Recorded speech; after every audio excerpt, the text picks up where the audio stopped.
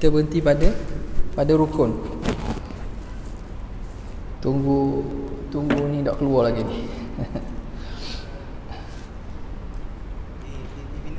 Rahim. Kita sambung kepada rukun pada perkara yang membatalkan puasa. Pertama, niat, iaitu berniat mengerjakan puasa pada setiap malam bulan Ramadan, yakni di antara waktu maghrib dan sebelum terbit fajar sadiq.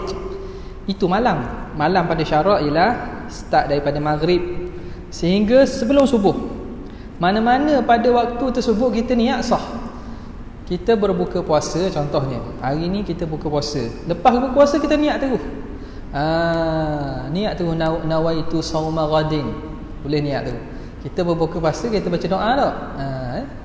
Baca doa buka, lepas tu nawaitu sauma ghadin terus. Boleh terus kita niatkan.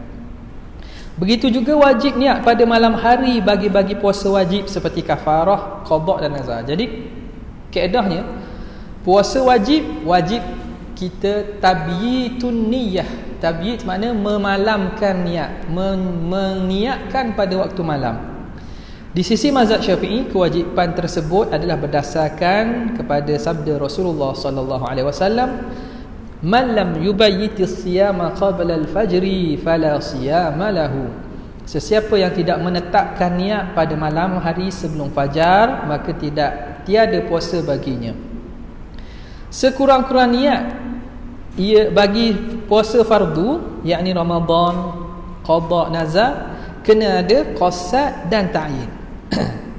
Jadi puasa fardu ni kena ada qasad dan ta'yin. Sahaja aku ini lafaz niat ni dalam hati, tapi kalau kita nak menyebut secara lafaznya begitulah. Jadi ini perlu dilintaskan dalam hati. Sahaja aku berpuasa, itu panggil qasad. Ramadan, itu ta'yin. Ramadan ke nazar ke kafarahnya, itu dia panggil ta'yin. Kita menentukan pada esok hari, pada esok itu tambah je lah. Sebenarnya dia tak syarat pun. Adapun bagi puasa sunat memadai qasad, aku berpuasa esok hari, itu dikira kalau puasa sunat cukup dengan qasad. Tidak disyaratkan menyebut fardu pada puasa wajib yang hendak dilakukan. Sebut fardu wajib tak? Tak wajib. Dia tak ada ta'arud sini. Kalau semayang ada qasad, ta'arud dengan ta'yin. Contoh lafaz niat ni, contohlah nawaitu sauma ghadin an adai fardi syahri ramadhani hadhihi sanati lillahi ta'ala. Ramadhani hadhihi sanah, idhafah tu. Orang kata apa baca Ramadan ni? Sini di idhafah. Ramadan tu diidhafah kepada isim isyarah. Jadi mamnu' minas sarfi ni dia tidak menerima baris bawah, kecuali dia diidhafahkan ataupun dia ada alif lam. Wajurra bil fathati ma la yansarif ma lam yudhaf aw yakun ba'da al-radif. Kata Ibn Malik, mamnu' minas sarfi ni majrurnya wajurra bil fathah, majrur dengan fathah, selagi mana dia tidak diidhafahkan atau tidak ada alif lam. Kalau ada idhafah, dia jadi mudhaf, dia diidhafahkan kepada yang lain, maka dia boleh bagi bawah. Ataupun dia ada alif lam, dia ada alif lam, maka dia hukumnya boleh dibaris bawah. Okey. Sahaja aku berpuasa esok hari dari fardu Ramadan tahun ini kerana Allah Ta'ala. Harus bagi orang yang mengerjakan puasa sunat untuk berniat pada siang harinya, dengan syarat diniatkan sebelum gelincir matahari, sebelum zuhur, dan tidak melakukan perkara yang membatalkan puasa selepas terbit fajar. Okey, puasa sunat ni Allah Ta'ala beri keluasan. Niat itu boleh kita niat sebelum masuk zuhur. Sebelum zuhur kita boleh niat. Kalau walaupun malam tu kita tak ada niat. Pernah Nabi pergi balik ke rumah isteri baginda, tanya, ada apa-apa makanan tak hari ni? Ada apa makanan tak? Jadi isteri Nabi kata, tak ada makanan ya Rasulullah. Idzan asum. Kalau begitu aku puasa lah. Kalau biar, kalau tak ada makanan aku puasa. Jadi faham daripada situ, seakan-akan Nabi melafazkan niat. Itu satu istinbat dia, Nabi melafazkan niat. Satu. Yang keduanya, boleh lafaz niat selepas daripada terbit fajar, sebelum daripada zuhur. Okey. Catatan. Ini yang berlaku dalam khutbah kemarin tau. Dia kata niat sebulan Ramadan. Tapi kena ada beberapa maklumat khutbah kemarin tu yang perlu ditelitikan lagi lah, perlu diperhalusi lagi. Sebahagian ulama mutaakhirin ni ulama yang terkemudian, ulama fiqh yang datang kemudian, menyarankan agar berniat puasa sebulan-bulan Ramadan pada awal malam atau pada malam-malam selepasnya. Khutbah kemarin dia kata awal je kan. Faham dia, saya tak tahulah, takut tok khatib hok kat saya dia kata lepas tu tak boleh, sebab dia sebut lepas tu tak boleh. Saya tak tahu tu tertulis dalam khutbah atau tidak, saya tak tahulah. Jadi dia kata awal Ramadan, bukan sekadar awal Ramadan, atau malam-malam selepasnya, sebagai bertaklid kepada mazhab Maliki. Hal ini agar puasanya tetap sah jika dia terlupa berniat pada malam-malam hari tertentu. Okey, jadi sebagai ulama dia kata mazhab Maliki memada kita niat sebulan Ramadan. Sebab bila masuk Ramadan tu kita boleh niat penuh dah. Maka keesokan tu jadi di sini kita ambil pada sebahagian dan kita masih ambil juga ra'i juga mazhab kita. Sebab itu ulama kata kewajipan niat tiap-tiap malam tu wajib juga tu sebenarnya. Cuma kita taklid pada mazhab Maliki ni bimbang kalau terlepas, bimbang kalau tak ingat niat. Paling kurang kita belah taklid pada mazhab Maliki, puasa hari tu boleh kita puasa. Boleh kita puasa dan sah puasa. Nampak tak? Boleh kita puasa dan sah puasa. Jadi kalau hari lepas tu tak ingat, malam pertama tak ingat, malam kedua boleh puasa sebulan-bulan Ramadan, baki Ramadan boleh. Cuma tengok ni, jika perempuan datang haid atau nifas pada pertengahan Ramadan, maka niat sepuasa sebulan Ramadan itu dikira batal. Dia perlu memperbaharui niat puasa sebulan Ramadan selepas dirinya suci. Kalau kita start niat dah sebulan-bulan Ramadan, tengah tu mari haid, bila haid tu jadi batal hak dulu. Maka bila dia suci haid tu, dia kena niat semula, puasa baki Ramadan, sebulan-bulan Ramadan. Jadi baru boleh balik lah.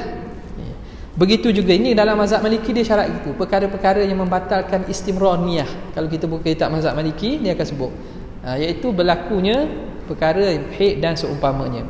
Begitu juga individu yang terputus puasanya kerana sakit, musafir, gila dan pengsan, mana puasa jadi putus ni, mereka perlu memperbaharui semula niat sebulan Ramadan.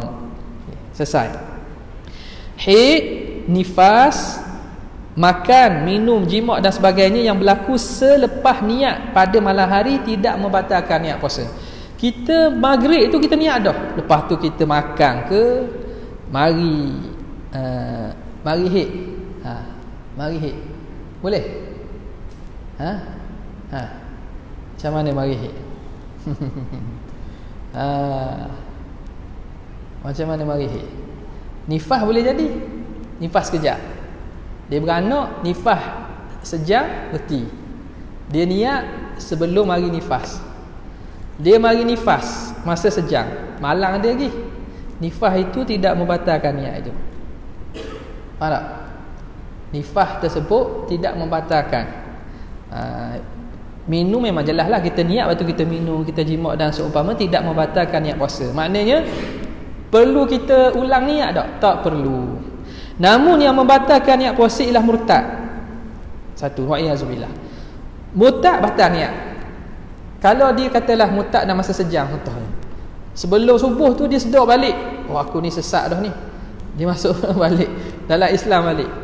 Dia niat dah sebelum garik tu, sebelum garik, dia niat dah malam tu, dia kena niat semula. Faham tak? Murtad dia akan membatalkan niat. Begitu juga berniat membatalkan niat puasa pada malam hari. Ini jarang berlaku lah. Contoh, kita nak puasa esok malam, kita niat nak puasa esok, lepas tu kita niat nak batal, tak mau puasa esok lah, tak mau puasa, itu maknanya membatalkan niat. Waktu malam kita niat nak puasa esok, lepas tu kita niat nak batal puasa, tak mau puasa esok, tak mau puasa esok. Waktu tu dia kena niat mula, dia tak boleh pakai, undur balik boleh tak? Tak boleh undur balik. Sebab dia telah membatalkan niat tu. Kalau siang hari, tak apa. Siang hari kita niat dah puasa. Siang hari ni tengah puasa. Katalah kita tengah puasa sekarang, kita niat nak batal puasa. Batal tak? Tak batal. Tengah kita puasa, kita niat nak membatalkan puasa. Jawapannya tak batal puasa. Kecuali kita buat perkara yang membatalkan puasa. Kita minum baru batal, kita makan baru batal, jima baru batal. Nampak? Jadi dia jadi batal tu sebelum start puasa. Sebab dia niat sama niat dia tu. Kenapa tidak batal puasa? Kalau kita niat nak batal puasa ketika kita sedang berpuasa? Sebab puasa ni ulama kata minat turuk, daripada amalan-amalan yang bentuknya tinggal makan, tinggal minum, tinggal jima', tinggal memasukkan sesuatu dalam rongga, tinggal. Dia tidak akan jadi batal kecuali dengan buat. Adapun semayang kita tengah semayang, kita niat kat gi food panda mari nak batal puasa. Puasa batal semayang. Food panda orang mari delivery ke apa kan. Kalau food panda mari ni nak berhenti semayang. Kalau food panda mari nak berhenti semayang, nak ambil makanan. Jadi kita niat tengah semayang nak batal semayang, tiba-tiba food panda mari, batal tak? Batal tak? Batal. Tiba-tiba food panda tak mari, batal tak? Batal juga. Semata-mata niat, sama ada panda mari tak panda, mari tak kira. Dia niat ketika itu juga jadi batal semayang. Dia niat membatalkan semayang dalam semayang. Niat keluar pada semayang dalam semayang, membatalkan semayang. Walaupun tidak berlaku syarat dia, mu'allaq tak berlaku pun. Dia kata kalau food panda mari, food panda tak mari, tak batal dak. Daripada awal tadi dah batal dak. Ingat itu kalau dia niat dan dia qasad. Kalau waswah, waktu tak boleh main tidak dikira, main waswah je. Ni biasa berlaku, orang tanya, dah ustaz saya kadang mari rasa nak batal semayang. Mari tu niat qasad ke waswah? Waswah syaitan ni tak boleh layan. Tak jadi batal tu. Dia mari sekejap dia hilang. Itu tanda dia mari sekejap dia hilang. Dia bukan qasad dan keazaman, bukan niat. Bersahur dengan niat puasa, menurut pandangan yang muktamad, sah niat puasa wajib. Niat puasa wajib jika seseorang itu bangun untuk bersahur dan terlintas, ingat ni, dan terlintas tujuan puasa sebagaimana yang dinyatakan syarak, dengan syarat terdapat qasad dan ta'yin, maka bersahur itu dianggap menggantikan niat. Bukan sahur saja ni, kena faham molek. Sebab kitab ni dia alih bahasa je. Dia kata ni ada orang kata sahur tidak boleh dikira niat. Betul tak? Betul. Kalau dia makan bangun sahur saja. Dia bangun kejut bangun makan, pergi dapur makan, tu tidur. Hak tu memang tak jadi niat puasa. Dia bangun kejut sahur, mak dia kejut sahur, dia pun bangun, pergi dapur makan tidur. Tak ada terlintas pun niat nak puasa, memang tak jadi. Sebab tu kata bersahur dengan terlintas tujuan puasa. Ada qasad, ada ta'yin. Dia bangun sahur, tujuan sahur untuk dia makan untuk puasa esok. Tu yang ulama kata boleh tu. Jadi tak ta'arud Kalau ada kitab kata bersahur tidak boleh dikira niat, betul. Sini seakan ayat dia jadi bentuk positif sikit. Bersahur boleh dikira niat tapi dengan syarat. Dia sama je. Adapun bagi puasa-puasa sunat khusus seperti puasa sunat Arafah, sunat Ashura dan seumpamanya, maka hendaklah ditentukan, yakni ditakyinkan niat bagi mendapatkan pahala khusus puasa tersebut. Ni ambil kira pandangan hak muktamad dah di sisi Ibn Hajar ni. Di sisi Ibn Hajar, tapi kita tak tulis kat sini. Sebab kita buat buku untuk bacaan masyarakat umum. Jadi puasa khusus untuk mendapat pahala khusus, maka kita disuruh untuk niatkan. Isu timbul puasa 6 hari Syawal dengan niat qada, boleh tak ni? Ni akan timbul bila nak habis puasa lagi. Timbul lah. Akan timbul. Jadi kita siap awal-awal. Jika digabungkan niat puasa qada dan puasa sunat, contohnya dengan puasa sunat Syawal, kita ada qada puasa, kita nak gabung qada itu bulan Syawal, nak puasa juga, saja aku puasa qada dan juga sunat Syawal, maka sah puasanya, puasa qadanya, dan gugur tuntutan puasa sunat Syawal ke atasnya, dan gugur tuntutan puasa sunat Syawal ke atasnya. Ini pandangan hak muktamad mazhab kita, makna boleh gabung.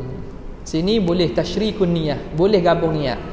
Puasa qada dalam masa yang sama niat puasa 6 Syawal, boleh. Walaupun demikian dia dianggap tidak mendapat pahala penuh. Ini si Ibn Hajar juga ni. Si Ibn Hajar tidak mendapat pahala penuh sebagaimana jika dilakukan puasa tersebut secara berasingan. Sebab tu kita guna tuntutan itu, tuntutan puasa Syawal tu selesailah kiranya. Tapi nak untuk mendapat pahala penuh tu, sebab Nabi sebut apa? Wa atba'ahu bi sittin min Syawal. Dia mengiringi puasa dengan 6 hari. Makna hak tu yang menyamai puasa setahun. Sebab 1 bulan Ramadan darat 10 bulan. 6 hari darat 10, 60 hari 2 bulan. Jadi puasa Ramadan sebulan sama dengan 10 bulan, tambah 60 hari sama dengan 2 bulan, 10 tambah 2, 12 bulan, seakan orang berpuasa setahun. Jelas? Kedua, rukun kedua, menahan diri daripada melakukan perkara-perkara yang membatalkan puasa. Ini benda yang biasanya orang tanyalah ni. Dan ni pecahan di sini berlaku. Hendaklah menahan diri bermula dari terbit fajar hingga terbenam matahari. Jika seseorang itu melakukan perkara tersebut dengan sengaja, dengan kehendaknya, ada iradat, tanpa lupa, tanpa paksaan, dan tahu pengharamannya, maka ketika itu puasanya dikira batal. Itu qaid banyak tu. Adapun jika makan atau jima dalam keadaan terlupa, tak ingat hari ni puasa dah rupanya, dipaksa makan, orang paksa dia tak makan tembok, ni paksa yang ikrah al-mulji, makna paksaan yang menyebabkan boleh hilang nyawa ataupun menyebabkan boleh mudarat besar ni. Atau jahil bahawa jima itu membatalkan puasa. Ini jahil ni orang bagi orang baru masuk Islam lah ni, kerana baru memeluk Islam. Kalau orang dalam Islam tak tahu bahawa jima batal puasa, pelik lah tu tak dimaaf. Ni orang baru masuk Islam, dia ingat ke tak boleh makan, tak boleh puasa, maka tidak batal puasanya. Nampak? Orang ini tidak batal puasa, terlupa dan seumpamanya. Okey. Perkara yang membatalkan puasa apa dia? Makan minum, walaupun sedikit, walaupun sikit, seperti cairan gula atau makanan yang berada di celah gigi, lekat daging celah gigi, kita pun tolak dengan lidah, kita telan, nak boleh bersambung ataupun terputus. Jadi hukumnya membatalkan puasa. Ketiga, keluar mani dengan sebab bersentuhan. Keluar mani dengan sebab bersentuhan. Puasa dikira terbatal jika keluar mani dengan sebab sentuhan yang bersyahwat pada tabiat fitrah yang normal, tanpa berlapik seperti bercium, bersentuh-sentuhan betih dan berpelukan. Setuh orang puang keluar mani contohnya, batal. Sebab apa? Sebab dia berlaku keluar mani dengan sebab sentuhan. Adapun jika keluar mani dengan berfikir atau melihat dengan syahwat, maka tidak batal. Kalau dengan tengok sahaja atau berfikir main khayal je tak batal. Tapi kena ingat ni, kena ingat ni orang muda ni. Namun jika seseorang itu tahu bahawa jika dia melihat atau berfikir akan menyebabkan keluar mani, dia tahu dah kalau dia main fikir, tengok akan keluar mani, lalu diulang-ulang perbuatan tersebut sehingga keluar mani, maka hukumnya adalah haram dan membatalkan puasa. Nampak? Okey. Keempat, mengeluarkan mani dengan istilah keluar mani dengan sebab bermimpi, maka tidak batal puasa. Okey. Kelima, memasukkan ain, zat, sesuatu dalam rongga. Ni isu besar lah ni, isu khilaf besarnya sinilah ni. Tengok sini. Kat mana hak dia batal tu? Memasukkan sesuatu, zat, ain dalam rongga, iaitu memasukkan sesuatu meskipun sikit pun batal juga, tak mesti kenyang. ke dalam rongga melalui saluran terbuka. Ia ada dua benda kena faham. Rongga satu, saluran terbuka satu. Ada dua benda beza tu. Rongga satu, saluran terbuka tu satu benda. Walaupun rongga-rongga tersebut tidak mampu mengekstrak makanan atau ubat-ubatan, walaupun benda itu bukan benda yang biasa. Apa maksud boleh ekstrak makanan ubatan? Perut. Lagi rongga lain lagi, apa nama ni, kita kata apa ni, dalam dada, kita punya apa, dada kita ataupun otak kita. Orang dok ekstrak ni bukan tempat otak ni, rongga kepala ni orang tak ekstrak makanan dalam tu. Fusi ekstrak makanan ubatan tu dalam perut, pundi kecing dan seumpamanya. Tak, dia hanya perkumuhan. Jadi tak kira kalau rongga masuk suatu dalam rongga jadi batal. Rongga yang dimaksudkan ialah perut satu, dalam kepala dan pundi kecing. Ini sisi mazhab kita. Perut, dalam kepala, pundi kecing. Jadi satu benda kita cocoh masuk dalam perut, cocoh daripada luar masuk dalam perut, batal. Kita cocoh dengan luar. Kita mencucuk sesuatu ke dalam kepala kita, dalam rongga ni, batal. Walaupun bukan melalui apa nama ni, melalui rongga terbuka, melalui saluran terbuka, melalui saluran terbuka. Itu panggil rongga kan, kena beza tu. Okey. Jadi rongga itu perut, dalam kepala dan pundi kecil. Kesan bau-bauan yang berangin. Adapun kesan-kesan daripada sesuatu seperti bau-bauan, panas, sejuk, air, ubat gigi, sabun tidak dikira sebagai ain. Kita gosok gigi, lepas habis kita buang, kesan-kesan tu mulut kita berangin. Ada rasa mint, ada rasa pudina. Sekadar berangin, rasa itu tak jadi batal. Syaratnya jangan ada ain. Kita telang-telang rasa macam mani. Tu batal. Nampak tak?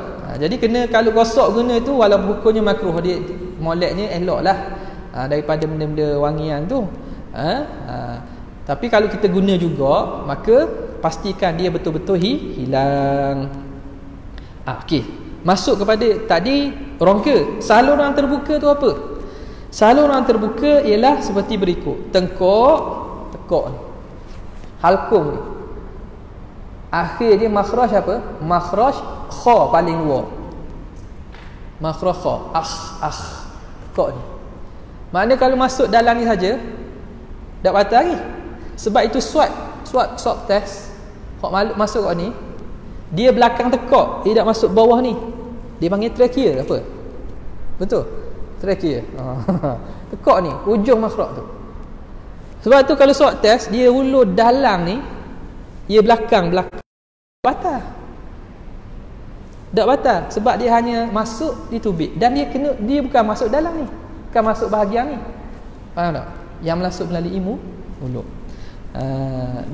Hak ni pun fatwa pun dah sebut dah kan. Boleh tengoklah rujuk pada fatwa yang telah di pihak berautoriti yang kata swab test pada siang hari bulan puasa ni tidak membatalkan. Okey. Tekuk. Maknanya kawasan mulut ni kalau masih dalam mulut atau dah bukan kenyang, ada orang guna istilah itu. Sekarang ni kita bukan bincang masalah mazhab lain. Mazhab kita ni tak kira kenyang tak kenyang. Memang ada mazhab kata benda tu benda yang mengenyangkan ataupun jenis obat je. Jenis obat je batal ataupun yang mengenyangkan. Bukan masalah kenyang tak kenyang. Tu jangan keliru kan. Okey. Dalam hidung kita ni, kawasan yang ada dia punya apa nama ni, kerah ni, hak kerah ni, hak ula-ula ni, hak lembut ni, hak ni kalau sekadar sini tak batal. Dia panggil luaran lagi. Hak batalnya bila kita pegang ni kerah ni, naik situ tu, masuk dalam tu kira dah masuk melalui rongga terbuka. Saluran susu, susu perempuan lah ni, tak, dia masuk kaubat melalui apa nama ni, dada dia tu. Suap kat hidung dalam fatwa kata tak batal. Tapi kalau ikut kaedah mazhab, sebab dia telah melampaui ni, ikut kaedah mazhab batal. Kalau tanya setakat orang nak faham, ikut kaedah mazhab batal. Kalau buat mulut tu memang confirm, dan ikut kaedah kita pun tak batal. Tapi kalau suat hidung ni, kalau ikut kaedah mazhab Syafi'i, sebab dia dah masuk dah kawasan najis, najis air besar tu. Jadi mau masuk obat ke, mau masuk tiup ke apa dan seumpamanya, itu batal. Okey. Hukum tertelan air ketika berkoma. Makruh berlebih-lebihan atau memasukkan air ke dalam hidung ketika berwuduk atau mandi. Jika seseorang itu berlebih-lebihan padanya, seperti basuhan kali keempat. Sunat buat 2 kali, 3 kali je. Sunat 3 kali. Dia basuh sampai 4 kali masuk air dalam hidung, maka terbatal puasanya jika tertelan. Kerana walaupun dia kata tertelan, saya bukan sengaja telan, betul, tapi tertelan kerana benda yang tidak disuruh. Bagi orang yang mandi secara menyelam pada siang hari, puasanya dihukum terbatal sekiranya masuk ke dalam rongga, jika masih terdapat cara lain untuk mandi. Ada cara lain untuk mandi. Dia mandi dengan cara nak menyelam, tiba-tiba masuk air, dia tak jaga molek-molek, masuk air, tertelan dan seumpamanya, hukumnya batal. Kaedah, tidak batal puasa jika termasuk sesuatu ke dalam rongga disebabkan perkara yang diperintah syarak. Ini dia punya khulasah dawabit ataupun kaedah dia. Seperti mandi wajib, kita mandi wajib basuh macam biasa, kita tiba-tiba tertelan, termasuk air dalam telinga, tak batal. Mandi sunat dan wuduk, mandi sunat pun sama juga. Namun jika termasuk sesuatu dalam rongga kerana perkara yang tidak diperintah syarak, maka batal puasanya. Ini dia punya dhabit bagi masalah ini. Okey. Catatan, memasukkan sesuatu ke dalam rongga melalui saluran yang tidak terbuka tidak membatalkan puasa. Ini masalah yang kita kata masalah dia. Hemodialisis. Mengubati, tengok, pertama dia kata mengubati luka pada tangan dan betis atau peha sekalipun dengan menggunakan jarum sehingga sampai ubat tersebut dalam daging dan tulang sekalipun, tak batal. Sebab badan kita ni, daging kita bukan rongga terbuka. Yang kedua, bercelak di mata sehingga sampai kesannya dalam tekak ataupun titis obat mata. Biasa orang titis obat mata ni rasa tak kat tekak? Rasa kan? Tak batal. Dah medik kata dia ada saluran yang sampai ke tekak. Dah so kira lah sekarang ni yang jadi isunya, hukum syariat dia dibina di atas, dia ada dalil. Pertamanya lughah. Dibina atas lughah, bahasa. Pada bahasa dia tidak anggap mata tu rongga terbuka.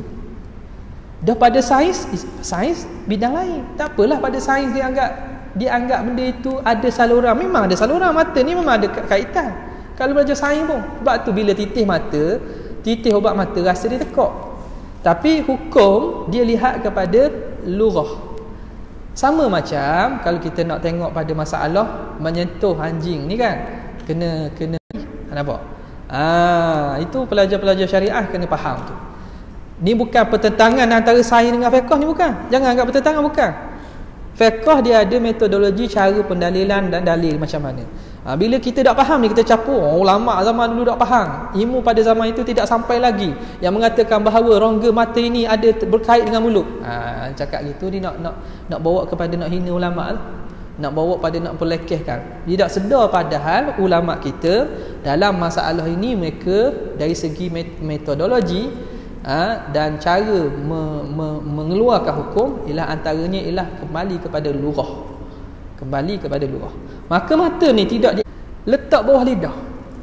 Orang sakit jantung jantung dia letak bawah lidah, dia akan meresap. Kesan ada. Jadi batal tak? Tak batal. Tidak batal sebab ia bukan melalui ruang terbuka, bukan masuk melalui ruang terbuka. Nampak? Okay, jelas. Jadi hukum syarak bila dia akan jadi, dia membatalkan puasa di sisi mazhab Syafi'i kerana terdapat zat selain udara dalam ubat tersebut. Memang dia punya kandungan dia Memang ada benda lain, bukan udara saja. Jika seorang itu menggunakannya, maka diwajibkan ke atasnya untuk qada puasa hari tersebut. Namun jika menjadi kesukaran ke atasnya untuk tidak menggunakan inhaler, dia ni tiap-tiap hari memang kena sedut, kena tekan, kena sedut. Tak. Dia pandangan daripada guru saya, Prof. Dr. Syekh Abdul Malik Sa'di. Semoga Allah Ta'ala memberi kesihatan dan juga memanjangkan umur beliau. Masih ada lagi lah di Jordan ni. Dia kata bekas mufti Iraq, antara pihak yang mengeluarkan fatwa bagi Iraq lah, daripada ulama ahli sunnah ni. Dia berpandangan bahawa orang yang menggunakan inhaler pada siang hari Ramadan boleh teruskan puasa, namun dia hendaklah membayar fidyah 1 cupak makanan asasi bagi setiap hari yang digunakan ubat tersebut. Jadi Dr. Abdul Malik ni takkan dia nak gabung dua. Macam mana? Kalau kita ikut orang yang memang tak boleh puasa kerana sebab dia sedut alat inhaler tu, dia seakannya orang yang tak mampu puasa, sebab dia perlu ambil ubat, dia perlu buat perkara yang membatalkan puasa, dia seakan tak boleh puasa. Jadi orang tak boleh puasa ni dia kena buat apa? Bayar fidyah lah. Fidyah je lah, tak mampu puasa. Tapi kerana ra'ikan pada bulan Ramadan, dan dia itu dari segi lain dia boleh tahan, makan boleh tak makan, minum boleh tak minum, maka satu pihak kita anggaplah puasa dia tu boleh dikira, diiktibar puasanya. Jadi dia gabung dua. Puasa pun boleh, puasa teruskan puasa, tapi seeloknya hari yang dia ambil atau guna ubat tu dia bayar fidyah hari tersebut. Macam dia gabung dua ni. Dan benda ni pun molek lah juga kalau kita nak pakai pun boleh. Okey, keenam, perkara yang membatalkan muntah dengan sengaja, iaitu sengaja mengeluarkan muntah walaupun dia yakin tidak kembali sesuatu ke bahagian rongga. Dia jolok belakang tekak dia sehingga muntah. Sengaja memuntahkan, hukumnya batal walaupun dia tak muntah tu tak telan balik sekalipun. Adapun jika dia muntah tanpa diusahakan, maka tidak batal puasa. Kalau termuntah, naik kereta ni muntah, tu tak batal selagi mana tidak tertelan muntah itu. Begitu juga jika menyeduk kahak daripada bahagian dalam rongga sehingga ke had zahir, makhraj ha ni duduk tengah halkum, ha ujungnya kha, makhraj ha ini di tengah halkum. Maka dia hendaklah dikeluarkan jika mampu. Okey, kahak ni dah keluar dah. Pendek kata kita kira gini lah. Bukan tubik kahak tu nak pergi ukur. Nak pergi ukur ha ke kha ke, telang balik lah gitu. Kita kira kahak kita tu boleh keluar ke tak? Kalau dah dia di luar, masuk dalam lebih daripada kerongkong dah, keluar dah ni, dia boleh dikeluarkan. Maka hendaklah dikeluarkan jika mampu. Jika tidak dikeluarkan dalam keadaan yang mampu, maka puasanya dikira batal. Kahak tu beg dah, boleh je kita nak kehat, kita tak mau kehat, sayang lah kahak, telang lah, telang telang, batal. Hukumnya batal. Okey. Perhatian, 6 perkara di atas membatalkan puasa dengan 3 syarat berikut. Mengetahui pengharamannya, kita tahu benda tu haram. Tidak batal kalau seorang baru memeluk Islam, tidak tahu jimat membatalkan puasa, tak tahu bahawa telang kahak batal puasa, tak apa. Adapun orang yang telah lama bergelar Muslim dan tinggal dalam masyarakat yang terdapat alim ulama, maka tidak dimaafkan kejahilan. Ini wajib fardu ain orang belajar ilmu fardu ain ni. Kena belajar tentang ilmu yang mengesahkan ibadat. Yang kedua, berada dalam keadaan sedang dia sedang berpuasa. Dia berada dalam keadaan sedar. Kalau terlupa tak ada masalah, makan sepinggang, 2 pinggang, 3 pinggang, barulah bini akan bolak, bab pergi makan tu bang. Itu makanan buka puasa. Kita puasa dah hari ni. Dia tak ingat bahawa dia puasa. Tak apa, itu hadiah dia. Boleh ke dia lah, tak apa. Puasa dia tetap sah. Kalau betul-betul lupa, jangan buat lupa. Tidak dipaksa melakukannya. Jika dia dipaksa oleh pembunuh sebagai contohlah, maka tidak batal puasanya kerana perbuatan itu berlaku dengan paksaan yang boleh menyebabkan hilang nyawa atau organ tubuh badan. Niat membatalkan puasa. Niat membatalkan puasa pada siang hari tidak menyebabkan puasa batal sehinggalah dia melakukan perbuatan yang membatalkan puasa. Selesai. Okey, kafarah puasa. Kafarah puasa. Definisi kafarah. Kalau ikut Arabnya kafarah, kafarah. Kaffara yukaffiru takfiran.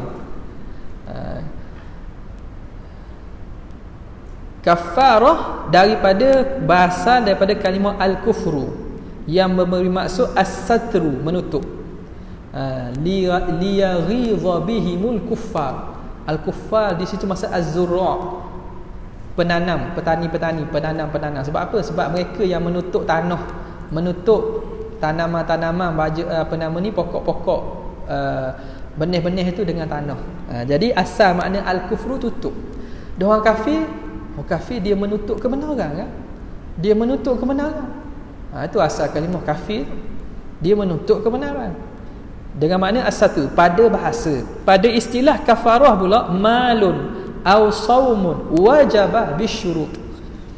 Suatu harta atau puasa yang diwajibkan dengan syarat-syarat tertentu.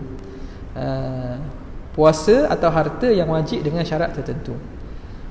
Diwajibkan kafarah ke atas lelaki dewasa yang sengaja membatalkan puasa Ramadan dengan yakin, secara yakin, dengan melakukan persetubuhan yang berdosa disebabkan puasa ni.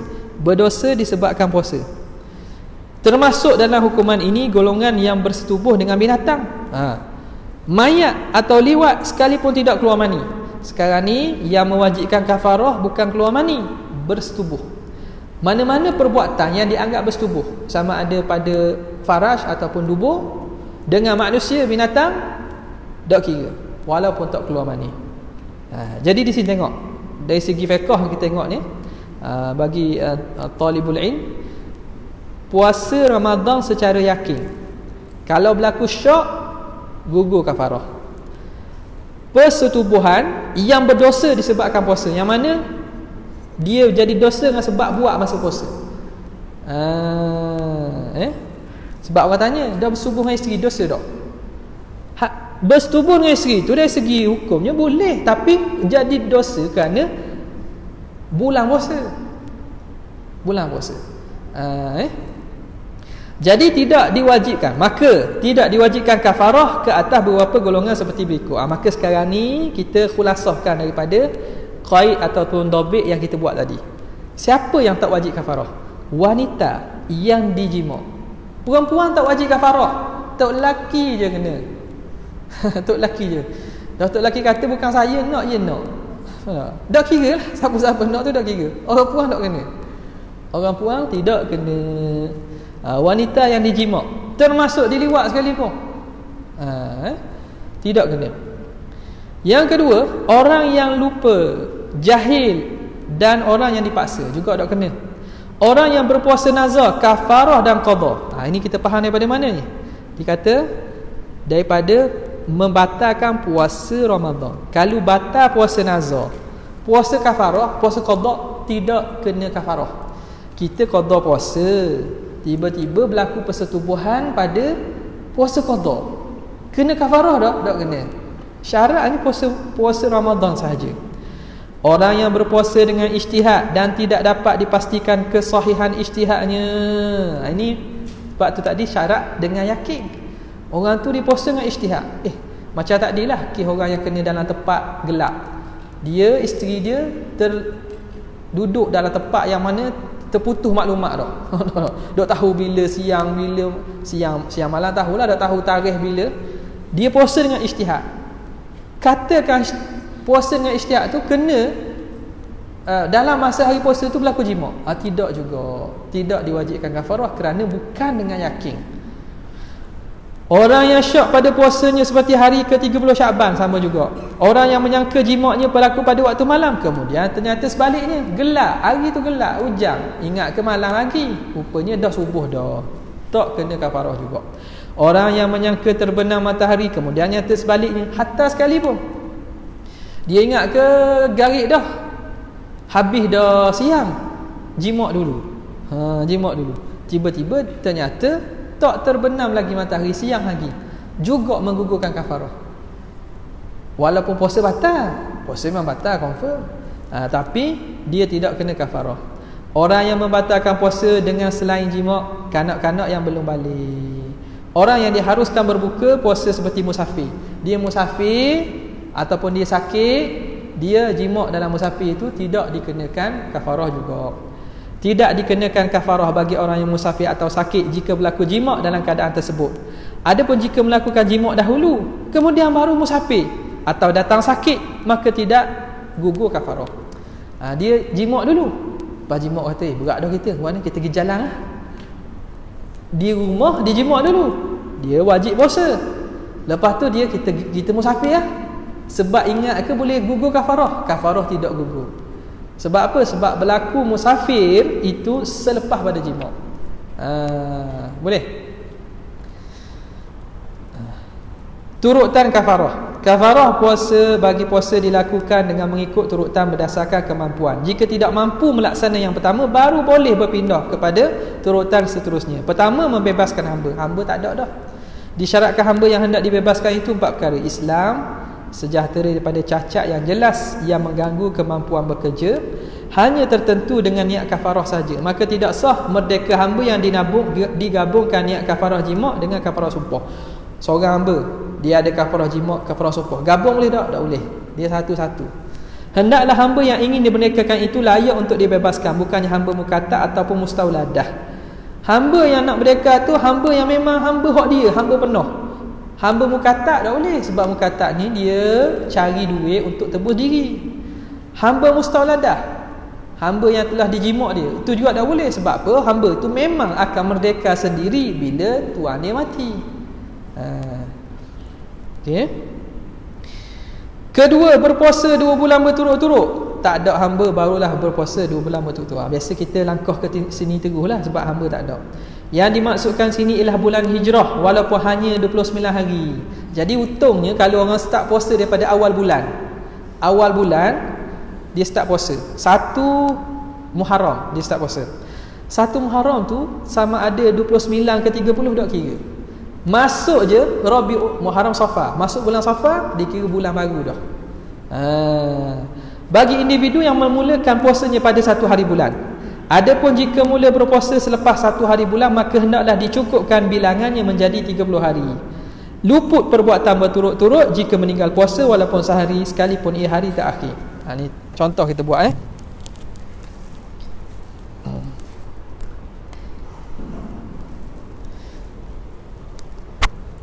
contoh mana yang kata kena kiraan tu kan. Tak ada ni. Tak ada pemadam. Isu ya. Okey. Jadi kalau dia start 1 Muharram, selesailah, dapat satu bulan. Masuk Safar, selesailah, sama ada bulan tu 29 ke 30 tak kira. Kalau dia start di tengah, makna bukan 1 hari bulan, dia start di sini 2 hari bulan. Safar memang dia kena berturut kan. Safar memang dapat 1 bulan dah ni. Hak ni kalau dia mula pada 2 hari bulan, katakanlah bulan tu 30, maknanya dikira dia dapat berapa hari? Dapat 29 lah. Tak boleh gini, sebab awak dah mula awal bulan. Bila start tengah dia kena sempurnakan juga, dengan maksud Muharram, Safar, Rabiul Awal, dia kena tambah sehari lagi. Sebab sini baru 29, dia kena tambah sehari. Faham tak? Jadi bulan yang tak start daripada awal bulan kena cukupkan 30 hari. Adapun bulan yang penuh, hak tu tak kira, bergantung. Kalau bulan tu 29, kalau dia 30. Okay. Itu kalau mula pada tengah. Tak kira lah mula pada 2 hari bulan, 3 hari bulan ke apa, tak kira. Kena al-kusur, hak pecah tu kena cukupkan 30. Ketiga, memberi makan 60 orang miskin. Biasa orang ambil ni. Nampak? Tapi nak beralih tu kena pastikan memang tak mampu dah. Memang tak boleh dia 2 bulan berturut-turut, tak boleh. Kena bersungguh lah ni, kena buat ni. Contoh orang yang tua sangat, memang tak mampu kerja berat ke, memang tak boleh puasa 2 bulan berturut-turut, maka boleh berpindah kepada yang ketiga, memberi makan 60 orang miskin. Yang dimaksudkan di sini ialah memberi pemilikan satu mud, satu cumpak daripada jenis bijian makanan ruji kepada 60 orang miskin atau fakir yang layak menerima zakat dengan kadar satu cumpak bagi setiap orang. Sukatan satu cumpak adalah bersamaan 700 gram lebih kurang. Kata apa lebih kurang tu? Sebab cumpak ini ialah sukatan, dia bukan timbangan. Bila kita tukar timbangan ni ada lebih kurang je lah. Jadi kena beri makan kepada 60 orang fakir miskin. Okey. Boleh bayar ke Maidan? Boleh. Diterima kot kafarah. Perhatian, berbilang kafarah dengan berbilangnya hari yang dibatalkan puasa dengan jima'. Berbilang kafarah dengan berbilangnya hari yang dibatalkan puasa dengan jima'. Makna kalau dia jima' 2 hari, makna 2 hari itulah kena 2 kali kafarah. Tapi kalau dalam sehari banyak, tak kira sekali, kira 1 hari je. Jika seorang itu tidak mampu melaksanakan kesemuanya, maka kafarah itu menjadi tanggungannya sehingga dia mampu melaksanakan salah satu daripada kafarah tersebut berdasarkan turutan yang telah disebut. Okey, habis itu kita masuk kepada perkara-perkara sunat ketika berbuka. Antara perkara sunat dilakukan ketika berbuka ialah mandi sebelum fajar. Sebelum subuh kita mandi siap-siap. Utamanya mandi wajib ni. Menahan lisan dan pandangan, iaitu memelihara keduanya daripada perkara yang tidak layak seperti mengumpat, mencarut, memandang yang haram dan sebagainya. Bersegera untuk berbuka jika sudah yakin. Segera berbuka kalau yakin terbenam dah.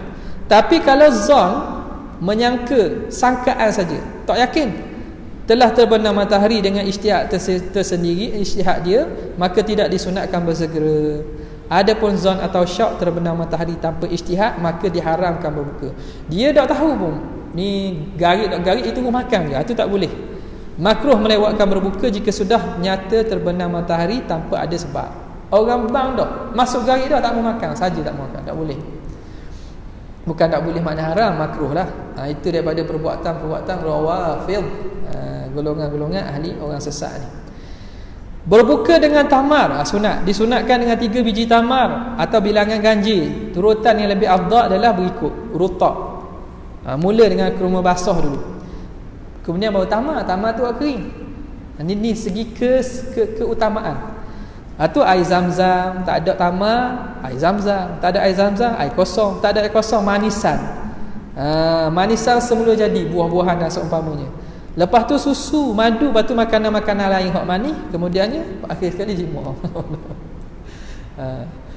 Membaca doa sejurus selepas berbuka. Ni doa, kita masukkan sikit doa lah. Doa ni sajalah ni. Allahumma laka sumtu wa ala rizkika aftartu wa bika amantu wa alaika tawakkaltu dhahaba adh-dhama'u wabtallatil 'uruqu wa thabata al-ajru insyaallah. Wahai Allah, wahai hanya untukmu aku berpuasa, dengan rezekimu aku berbuka, denganmu aku beriman dan kepadamu aku pasrah. Hilangkanlah dahaga, basahlah urat-urat, dan tetaplah pahala insya-Allah. Okey. Seterusnya bersahur dan melewatkan sahur. Bersahur satu sunat. Melewatkan sahur tu sunat lain pula tu. Nampak tak? Jadi dapat pahala banyak tu. 2 kali pahala. Walaupun dengan seteguk air atau secebis makanan. Masuk waktu sahur dengan berlalu separuh malam. Okey, bila boleh start sahur? Dah separuh malam dah boleh start sahur. Separuh malam dah boleh start sahur. Bagi 2, start pada maghrib sampai ke subuh. Sampai ke masuk subuh kita bagi 2. Contoh kita maghrib berapa? Kita ambilkan berapa? 7, 8, 9, 10, 11, 12. 1, 2, 3, 4, 5. Nampak makna? Pukul 12, lebih pukul 12 tu dah boleh dah. Dah boleh dah. Sunat dilewatkan sahur jika yakin belum masuk waktu fajar. Makna moleknya lewatkan. Jika ragu-ragu maka tidak disunatkan. Kalau ragu, ni subuh dah lagi. Jangan lewat tu. Lewatkan sekira-kira memang dah subuh lagi. Itu maksudnya. Menahan diri daripada perkara-perkara syahwat yang harus, iaitu perkara yang tidak sesuai dengan hikmat berpuasa, seperti menghidu, memakai dan melihat kepada bau-bauan. hidu bau-bauan, tengok pakai bau-bauan itu hukumnya makruh. Meninggalkan menderma darah dan berbekam, iaitu perbuatan mengeluarkan darah daripada badan kerana meraihkan khilaf yang menyatakan ia membatalkan puasa dan menyebabkan badan menjadi lemah. Hukumnya makruh. Tak batal sunat meninggalkan perbuatan merasa makanan. Kita masak nak rasa makanan. Rasa ni bukan telang orang puan rumah ni masak ketuk lelaki rasa makanan. Rasa kehet balik. Bukan rasa telang. Rasa telang bagi makan. Merasa ni letak lidah, lepas tu buang balik dia. Hukumnya meninggalkan sunat. Maknanya kalau buat tu makruh lah. Meninggalkan mengunyah sejenis gam atau getah yang tidak mempunyai rasa. Ataupun ni dipanggil apa? Istilah ni? Al-luban. Luban. Jenis-jenis gitu. Orang Arab setengahnya dia suka kunyah. Dia bukan chewing gum yang ada rasa. Chewing gum yang jual kedai tu, hak tu ada rasa, hak tu kalau kunyah tu memang batal. Memang batal lah. Ini jenis gum Arabic gum Arabic gum. Dia tu tak ada rasa tu. Iaitu hukumnya makruh kalau buat. Adapun jika tertelan maka kalau tertelan jadi batal lah. Memperbanyakkan ibadat-ibadat sunat. Perkara makruh ketika berpuasa, ni lawan dia tadi. Makruh buat apa? Bercumbu-cumbuan jika tidak dibimbangi keluar mani. Cium bini. Cium bini makruh kalau tak keluar mani. Kalau keluar mani batal. Adapun jika boleh membangkitkan syahwat maka hukumnya ialah haram. Buat tu haram. Kalau keluar mani haram. Kalau keluar mani haram lagi batal. Bersiwak selepas cincin matahari menggunakan wangi-wangian. Okey. Pendek kata hak sunat tadi buat lawan itu boleh kira sebagai makruh. Okey, puasa sunat, saya masuk sikit puasa sunat. Hari Arafah 9 Zulhijjah. Ini bagi orang yang tidak menunaikan haji. Orang yang buat haji tak sunat puasa hari Arafah sebab dia nak buat kerja haji. Perlu pada tenaga. 10 Muharram sunat menggabungkan puasa tersebut dengan hari sebelumnya 9 atau hari selepasnya 11. Ataupun berpuasa pada 9, 10, 11 adalah lebih baik. Dan kalau jatuh hari Sabtu, dah apa? Sebab ini ada khususiyah kepada keistimewaan hari tersebut tu, 10 Muharram. 6 hari pada bulan Syawal, memulakan puasa sunat pada 2 Syawal secara berturut-turut lebih afdal. Buat terus. Puasa 9 hari pada awal bulan Zulhijjah. Kan bulan Zulhijjah kan puasa 10 Zulhijjah raya kan? 10 Zulhijjah raya kan? Sunat kita daripada awal Zulhijjah tu puasa dah. Puasa pada 10 ataupun awal Zulhijjah sampai kepada 9 hari Arafah tu. Puasa pada bulan-bulan haram, Rejab, Zulkaidah, Zulhijjah dan Muharram. Itu sunat juga. Dan puasa pada bulan Syakban, sunat juga. Bulan ni sunat puasa. Dan Nabi disebut dalam Siti Aisyah sebut, tidak aku lihat Nabi puasa sebagaimana Nabi puasa banyaknya seperti mana bulan Syakban. Bulan Syakban Nabi banyak berpuasa. Okey, kedua, ini berkait dengan bulanan, iaitu hari putih, iaitu hari 13, 14, 15 ketika bulan penuh. Adapun hari ke-13 Zulhijjah. Okey, Zulhijjah ni 13 dah boleh puasa kan? Sebab dia masih hari tasyrik. Digantikan dengan 16. Jadi 14, 15, 16 Zulhijjah.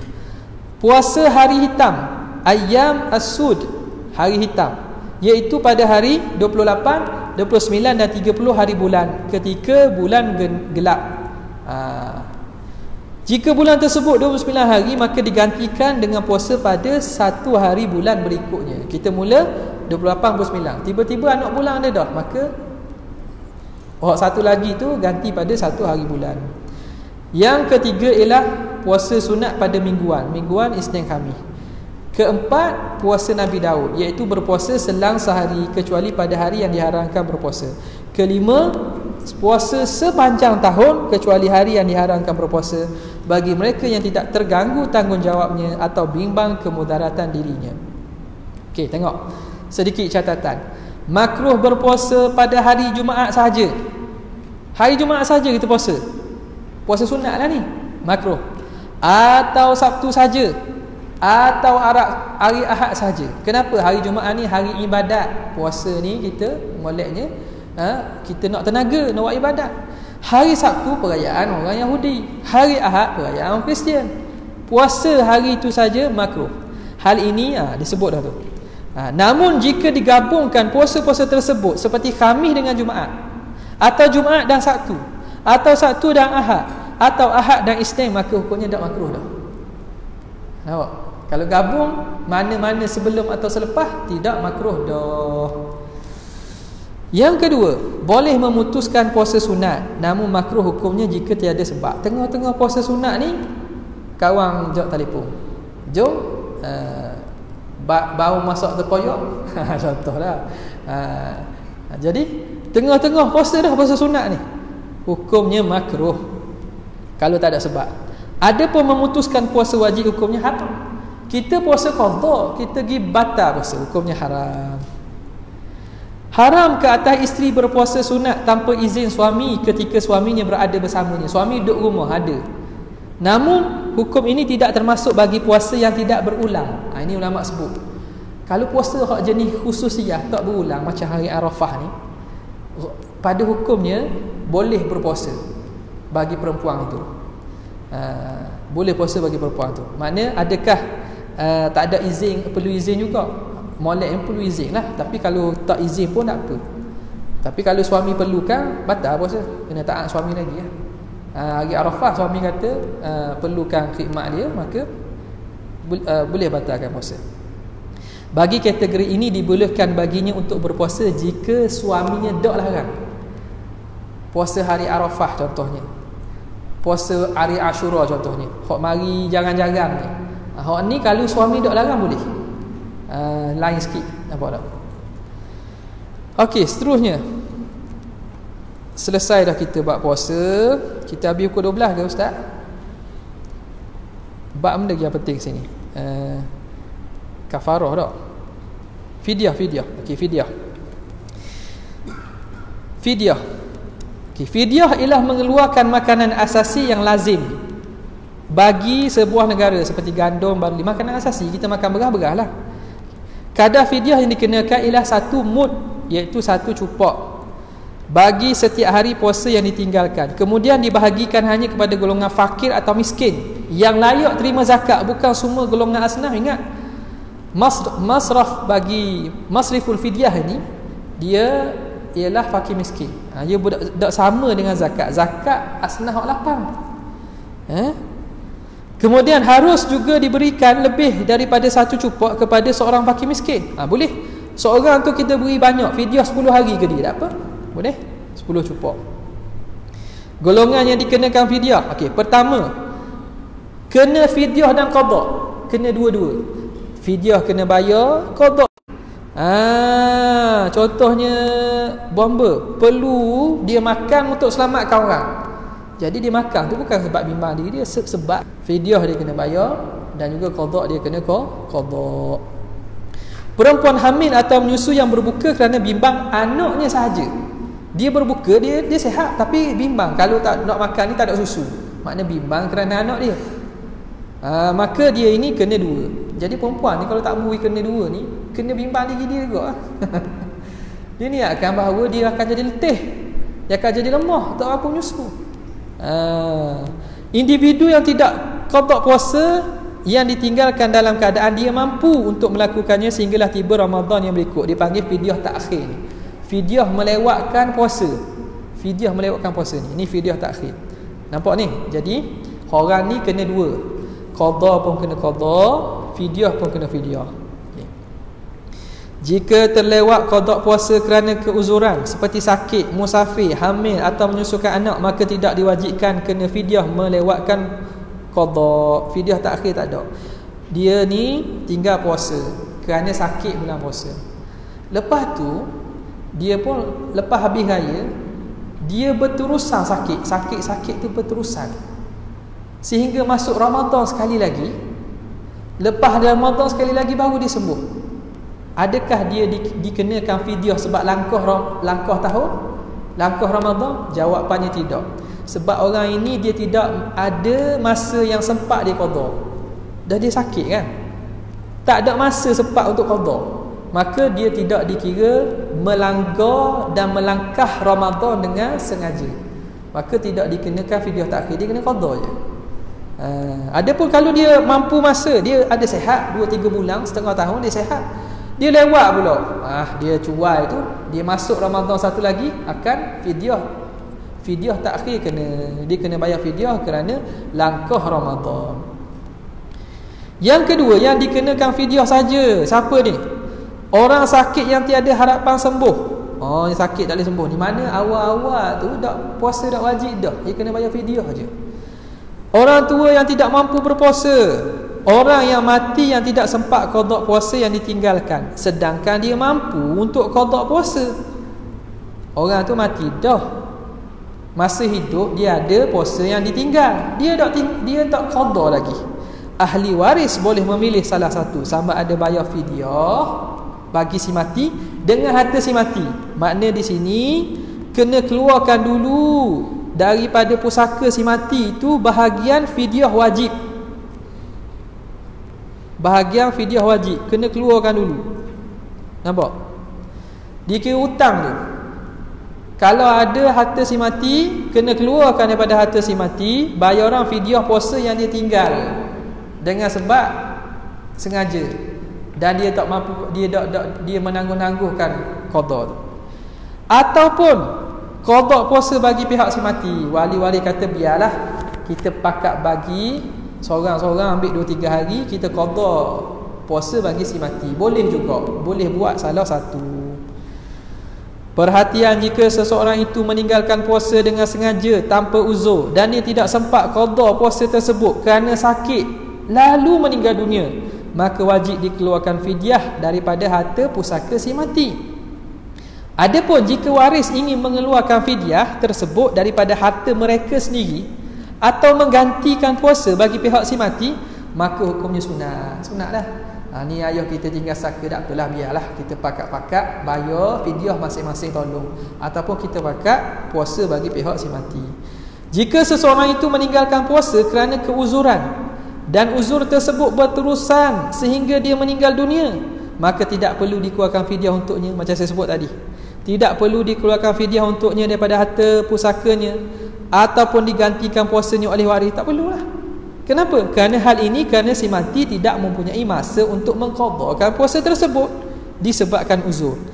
Namun keadaan ini hanya bagi mereka yang ada sangkaan dan harapan untuk sembuh kembali selepas uzur. Adapun individu yang tidak mampu berpuasa sejak awal lagi, dia ni memang tak boleh puasa. Doktor suruh makan semua, makan ubat ikut time dia, ataupun tua sangat seperti orang yang sakit berat atau mengalami gastrik teruk, maka dia wajib bayar fidyah bagi hari Ramadan yang dilalui. Maknanya hak ni fidyah wajib dah. Masuk satu Ramadan wajib bayar fidyah, fidyah hari tersebut. Hal ini kerana kewajipan fidyah telah dikenakan kepadanya dari awal lagi. Kadar fidyah akan berganda dengan bertambahnya tahun. Justru sesiapa yang meninggalkan satu hari puasa namun dia tidak menggantikan puasa tersebut tanpa uzur sehinggalah masuk Ramadan tahun seterusnya, maka wajib ke atasnya membayar fidyah 1 cupak. Hal ini kerana dia telah melewatkan qada, dipanggil fidyah takhir. Ni contoh pengiraan ni. Kita ambil satu contoh.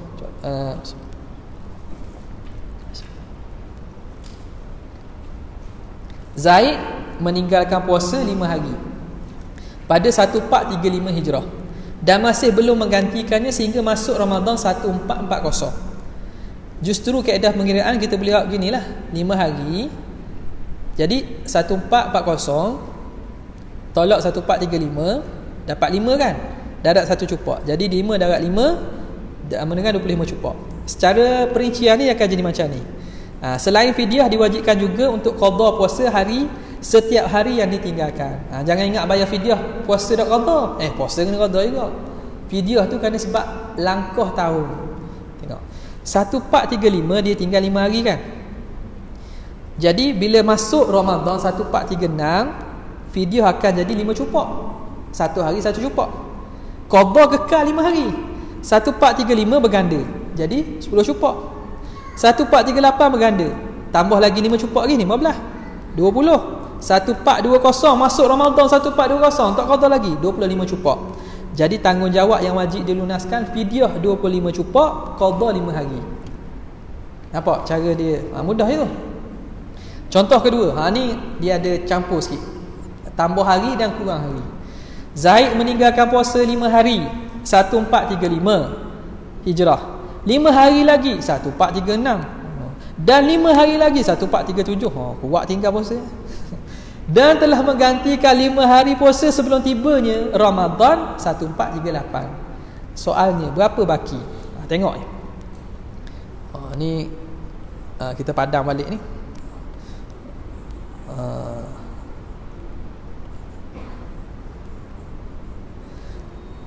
Dah orang kata berpuluh-puluh tahun tinggal, dia gini. Orang yang dah puluh-puluh tahun tinggal, dia mudah je sebenarnya. Kena duduk, tulis, ingat balik, buat catatan, buat jadual. Mudah je. Yang jadi payah tu sebab banyak. Saya 20 tahun dah ustaz. 20 tahun dah. Jangan terkejut. Jangan jadi kejut 20 tahun tu. Dia boleh buat je. Bila tahu kaedah kita boleh buat. Masalahnya nak duduk untuk kira tu malah dah. Tak ada kehendak kita kepada Allah, tak ada. Walladzina jahadu fina lanahdiyannahum subulana. Siapa yang bersungguh-sungguh kepada kami, Allah Taala akan tunjuk jalan. Okey, tengok. 1435 5 hari puasa tinggal. Okey, jadi jumlah wajib qadanya 5 hari je. Masuk 1436. Tinggal 5 hari lagi. Langkah tahun jadi pada hak dia tinggal 1435 tu jadi dah sini 5 hari. Okey. Lepas tu masuk 1437 5 hari tinggal. Hak ni nampak tak? Hak 1435 ni jadi gini akan jadi berapa? Berganda 10 dah. Hak dia tinggal sini naik sini. Nampak tak? Sebab dia langkah tahun 1437. Hak ni fidyah bagi 1436. Kemudian 1438 dia ganti 5 hari. Dia ganti dah 5 hari. Jadi dua ni hari qada 10 dah. 10 dalam tanggungan dia. 10 hari qada. Okey.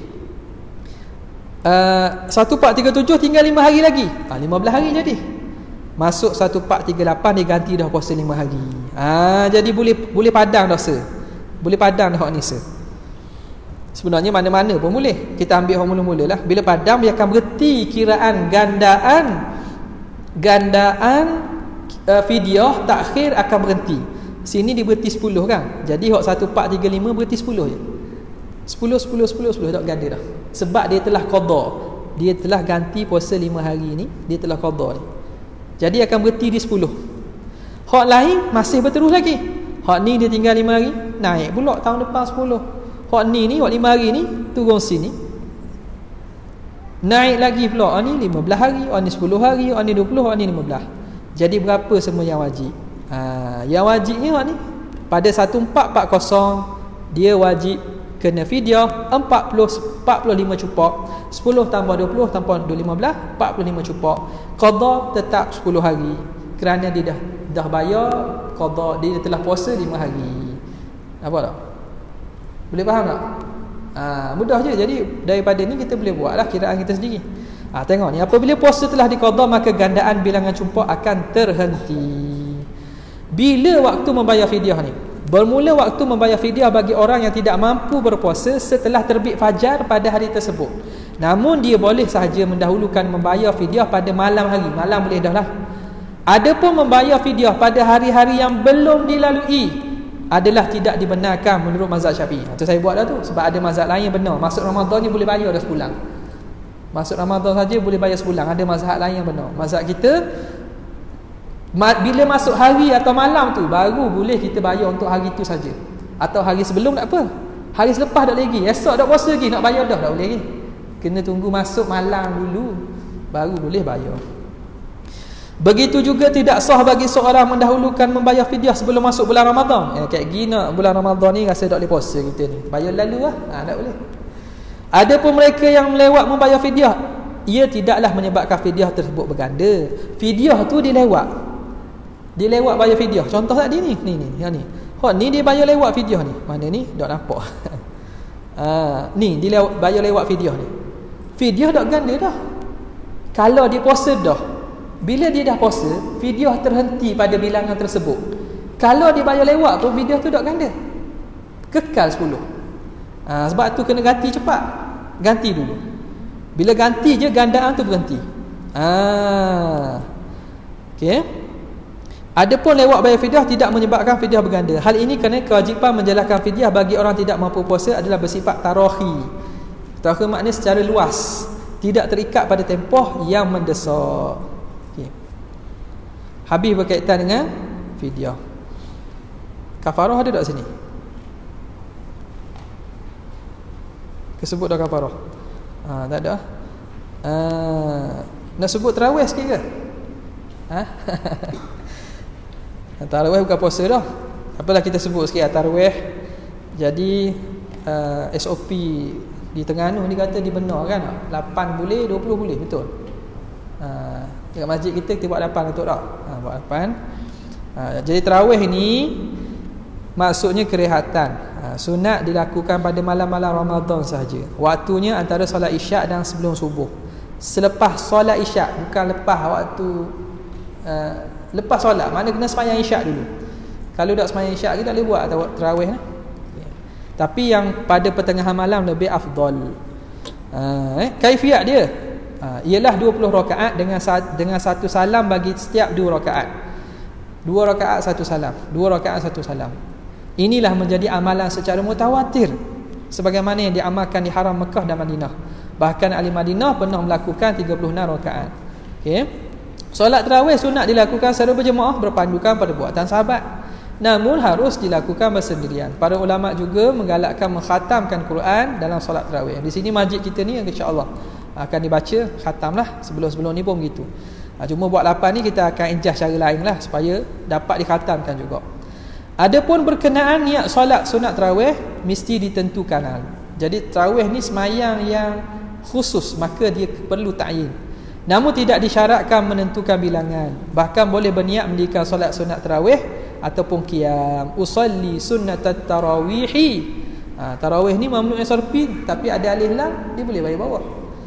Raka'ataini imaman atau makmuman lillahi ta'ala. Okey. Hukum menggabungkan rakaat solat tarawih. Wajib memberi salam pada setiap 2 rakaat. Jika seorang itu melakukan solat tarawih dengan 4 rakaat atau lebih dengan 1 salam, hukumnya tidak sah. Bahkan haram jika disengajakan. Ni ada tempat buat ni setengah ni. Dekat Indonesia ada. Kat Malaysia saya tak pasti, saya dengar macam tu, tapi saya tak mani katalah. Kat Indonesia ada. Dia buat 4 rakaat sekaligus. Tak boleh. Di sisi mazhab kita kena 2 saja. 2. Kaedah hikmat pelaksanaan. Ini kenapa bilangan tu 20. Kenapa bilangan tu 20. Ini boleh baca mudah ni. Jadi pendek katanya kita buatlah sekadar kita mampu dan eloklah kita meningkatkan ibadat pada bulan Ramadan ni. Apa lagi? Tajuk lepas tu. Solat sunat witir. Ni berkait juga ni. Witir diambil daripada perkataan al-witru yang bererti ganjil. Ini sangat digalakkan ni. Bahkan dia wajib pada mazhab Hanafi, dia termasuk daripada sembahyang yang wajib. Waktu pelaksanaan dia ialah selepas solat isyak, walaupun buat secara jamak takdim. Jadi orang nak buat tarawih pun sama, witir pun sama. Dia jamak takdim maghrib dengan isyak. Lepas dia sembahyang isyak tu boleh dah sembahyang witir. Boleh dah sembahyang tarawih. Walaupun tak masuk waktu isyak lagi. Dia kena buat lepas sembahyang. Faham Lepas daripada sembahyang. Harus qada solat sunat witir jika tertinggal. Kalau kita tertinggal witir boleh kita qada Tapi disyaratkan mesti selepas menunaikan solat sunat isyak pada malam tersebut. Okey. Yang kedua, disunatkan mengakhirkan solat witir bagi seorang yang yakin mampu bangun akhir. Namun jika dia tidak yakin, maka disunatkan melakukan solat sunat witir sebelum tidur. Jika telah berwitir sebelum tidur, maka ia tidak perlu diulangi lagi. Kalau kita sebelum tidur kita buat witir dah, bangun nanti nak tahajud tak perlu witir dah. La witrani fi lailatin, tidak ada 2 witir pada satu malam. Bilangan rakaat. Sekurang-kurang bilangan rakaatnya ialah 1, paling banyak ialah 11. Paling kurang sempurna 3. Aqallul kamal. Tidak sah meniatkan solat sunat witir lebih pada 11, tak boleh. Solat sunat witir hanya boleh dilaksanakan dalam bilangan ganjil. Justru bagi yang melakukan solat sunat witir sebanyak 3 rakaat dengan 2 salam, afdal niat pada 2 rakaat awal tu sebut muqaddimah witir atau 2 rakaat daripada witir. Contoh kita bagi sini, kaifiat sini okey. Bagi individu yang buat lebih pada 1 rakaat, afdal baginya untuk solat secara berasingan, iaitu 2-1. 2-2-2-1. Namun boleh juga dilakukan secara bersambung, iaitu 3 rakaat 1 salam, 3 1 salam, 5 1 salam boleh, 9 1 salam boleh. 9 1 salam. Orang rajin benar. Kita 3 pun 3 pun alhamdulillah. Okey. Contoh lafaz niat bagi solat sunat witir, usalli raka'ataini min sunnati. Yang ni kita nak beri peringatan sikit ni. Raka'ataini eloknya letak min lah. Saya dah kata tak kalau tak jadi sebab ada isu juga kata batal tu tak, sebab dia boleh ihtimal lagi Jadi semayang waktu kita buat ganjil tu, kita lafaz saja aku semayang 2 rakaat daripada witir atau 2 rakaat muqaddimah witir. Itu yang dianjurkan oleh para ulama. Kalau 1 rakaat usalli sunnatal witri rakaatan. Kalau 3 ke atau ganjil dah tak apalah. Usalli sunnatal witri 3 rakaatin, 5 rakaatin. Melakukan tasyahud akhir sahaja adalah lebih afdal berbanding 2 tasyahud awal dan akhir. Kalau kita nak buat 3 sekaligus macam sembahyang maghrib afdalnya tahiyat akhir je. Tak perlu buat tahiyat awal. Macam garik kan yang ada tahiyat awal. Kita buat tahiyat awal, tahiyat akhir je. Itu paling afdal. Kalau buat macam garik juga boleh. Boleh, tapi sebahagian kata khilaful aula lah. Adapun melakukan lebih daripada 2 tasyahud dalam satu solat tidak boleh. Ni tak boleh nak buat. Kita nak buat 5 rakaat. 2 rakaat tahiyat awal, 2 rakaat tahiyat awal, serakaat witir. Serakaat tahiyat akhir, tak boleh. Tak boleh lebih daripada 2 kali tasyahud. Kalau nak buat 2 kali tasyahud, kena hak sebelum akhir dan akhir. Jangan tiap kali 2 tahiyat awal, tahiyat awal, tahiyat awal, tahiyat awal, tahiyat awal, tahiyat akhir. Apa tak? Itu maksud dia. Kalau nak buat tahiyat akhir sahaja ujung, ataupun tahiyat awal, tahiyat akhir, sebelum akhir tu. Okey, contoh seorang solat witir 7 rakaat dengan 1 salam. Dia hanya dibenarkan untuk tasyahud akhir saja pada rakaat ke-7. Ini lebih afdal. Atau tasyahud awal pada rakaat ke-6 dan tasyahud akhir pada rakaat ke-7. Tidak boleh baginya tasyahud awal pada rakaat ke-2 atau ke-4.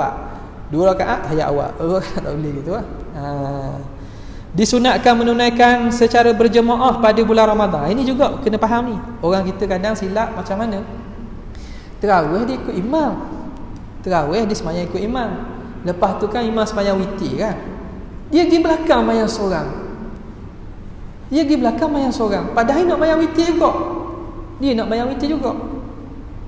Jadi dia kata semayang witir kan sunat semayang seorang. Betul lah sunat semayang seorang, tapi bulan puasa sunat ikut tu imam. Kerana ada fadilat siapa yang semayang bersama imam, bersama siapa akhir, dapat ganjaran pahala. Fadilat khusus menunjukkan bahawa kena ikut imam sampai habis ya. Hadis tu sebut begitu. Tapi dia ni rasa dia pandai dah imam yang seorang.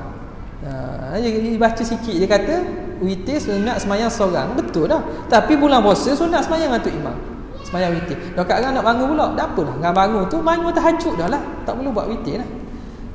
Jadi disunatkan berjemaah. Disunatkan membaca kunut pada rakaat terakhir solat sunat witir pada separuh kedua Ramadan, bermula 16 Ramadan hingga akhir. Disunatkan membaca surah A'la macam biasalah ni. Jika seorang tu lebih 3 rakaat, maka dibolehkan baginya membaca mana-mana surah pada awal dan surah-surah di atas pada 3 rakaat akhir. Selesai daripada solat sunat witir, disunatkan membaca Subhanal Malikil Quddus. Soal dibuat tu tak ada bina-bina selawat ke apa tu tak ada masalah. Zaman Nabi tak buat, tapi tidak ada larangan daripada Rasulullah SAW. Dia termasuk daripada keumuman zikir dan keumuman selawat pada Nabi. Sebanyak 3 kali dengan dinyaringkan pada bacaan akhir. Lepas itu baca doa. Doa ini sunat dibaca setelah solat sunat witir. Allahumma a'udzu biridhaka min sakhatik. Boleh tengok situlah. Baris kita tulis doa tu. Okey. Pukul 12 dah kita ni. Ada benda lagi penting tak? Maksudnya alhamdulillah kita tajuk puasa tu selesai lah. I'tikaf. I'tikaf ni boleh baca sendiri semudah je ni. I'tikaf. Okey, boleh ada soalan? Ya, silakan. Ada. Puasa Ustaz anak-anak. Waalaikumsalam. Apa khabar Pak? Sihat Pak?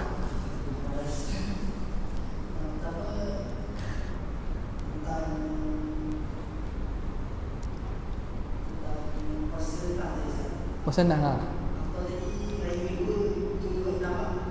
teruskan.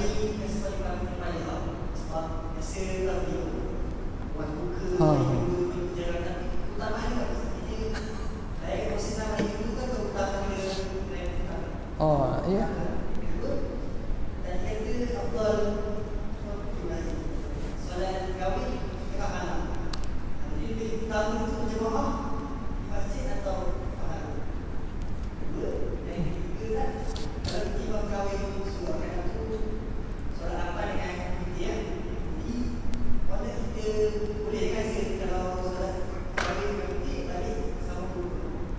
Okey. Okey, 3. Soalan pertama tadi cabaran. Cabaran masyarakat Malaysia ni. Sebab raya dia sebulan. Jadi terutamanya raya kedua tu masih kehangatan raya masih terasa.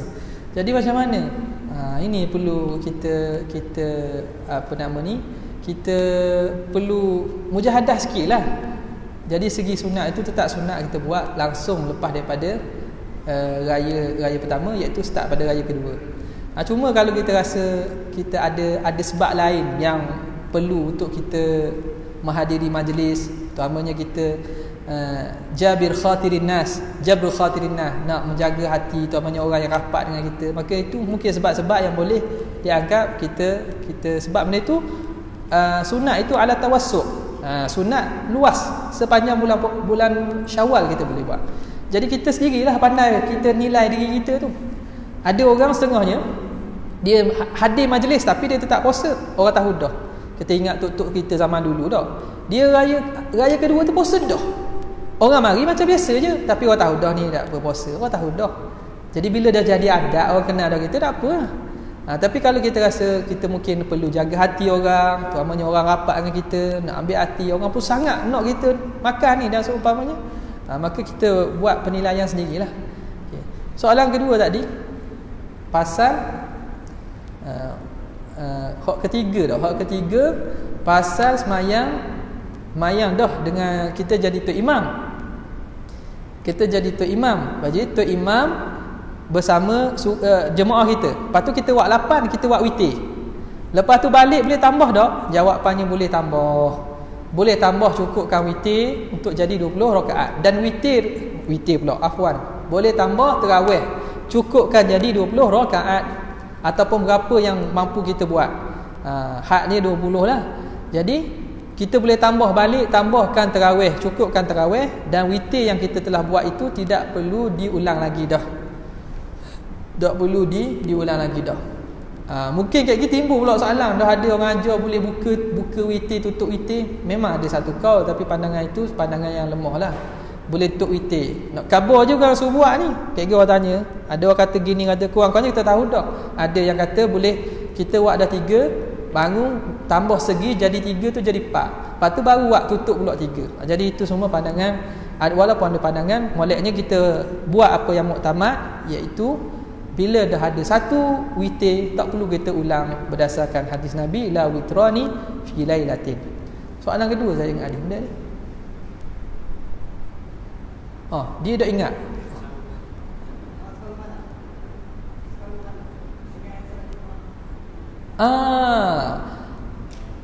Sembahyang separuh malam. Jadi dalam kitab ulama sebut orang yang buat sembahyang tarawih ni, sembahyang tarawih ni lepas pada isyak ni min bid'atil kusala. Sebut gitu. Daripada bid'ah orang malah. Zaman tu sebab orang hok tinggi hemah dia akan tidur, dia bangun, dia sembahyang. Sembahyang tengok. Sebab waktu tu sunatnya buat lewat sikit. Tapi zaman ni hok tu hok mayang lepas isyak dak malas dah. Hok malas hok pergi kedai. Maka di sana mana hok tu hok malas betul. Hok boleh mari ni alhamdulillah dah. Apa dak?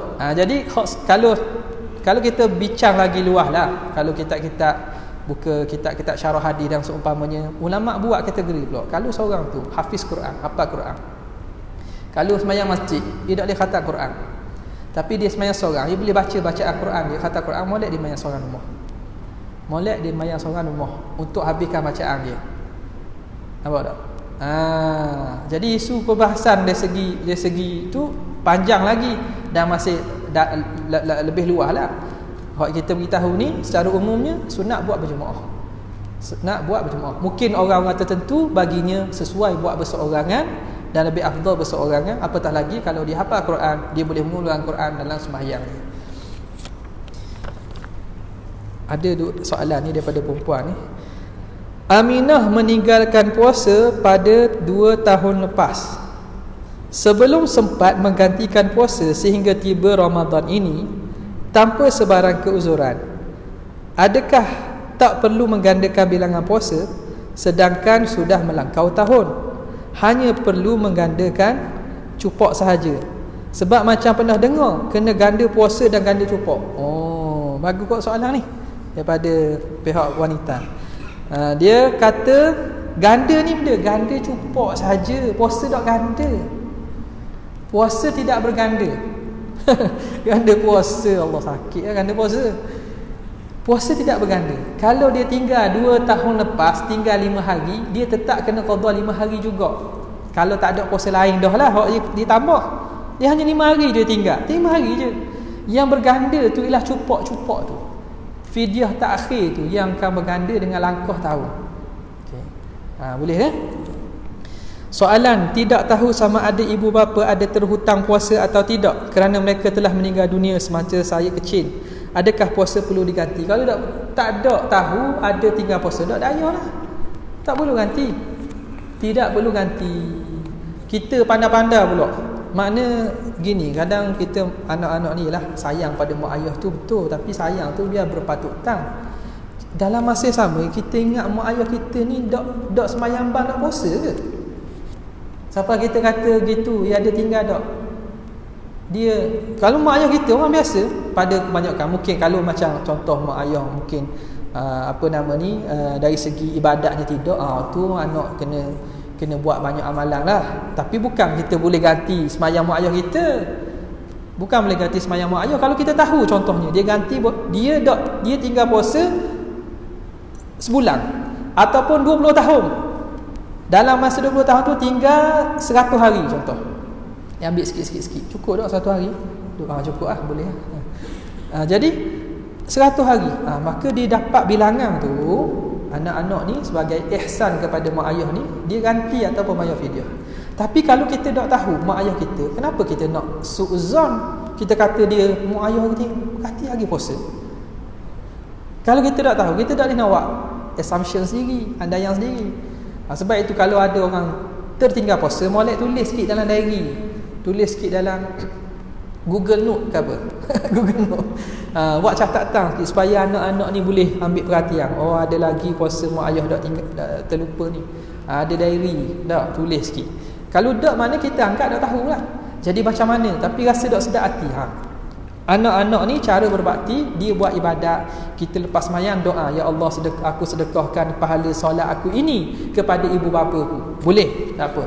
Ya Allah, aku puasa sunat ini, aku sedekahkan pahala seumpamanya kepada ibu aku. Boleh? Caranya dengan perbanyakkan ibadat dan kita sedekahkan pahala ibadat tersebut seumpama pahala itu kepada Allah Ta'ala. Ada pula lagi orang kata, mana boleh sedekah pahala tu? Pindah transfer duit dah mana pahala kita? Dia ingat ni bank ni macam bank Malaysia, bank dunia. Kita transfer duit kita ke mak ayah kita, tak ada duit kita. Ini pahala Allah Ta'ala bagi, dia boleh ganda lah. Dengan kemurahan dan rahmat dia, kita minta sedekah pahala pada mak ayah kita, kita tak kurang sikit pun, sesen pun tak kurang. Tuhan boleh ganda beri pahala seumpamanya dengan sebab kesungguhan kita dan ketaatan kita.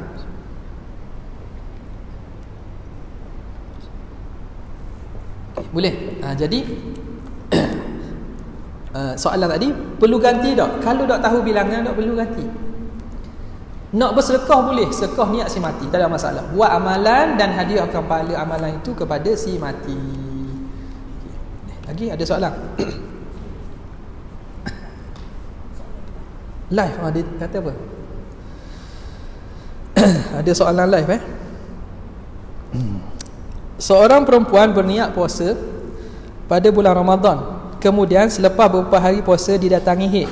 Selepas suci dari haid, adakah masih terpakai niat puasa sebulan Ramadan di awal Ramadan dulu? Ni sebut dah tadi.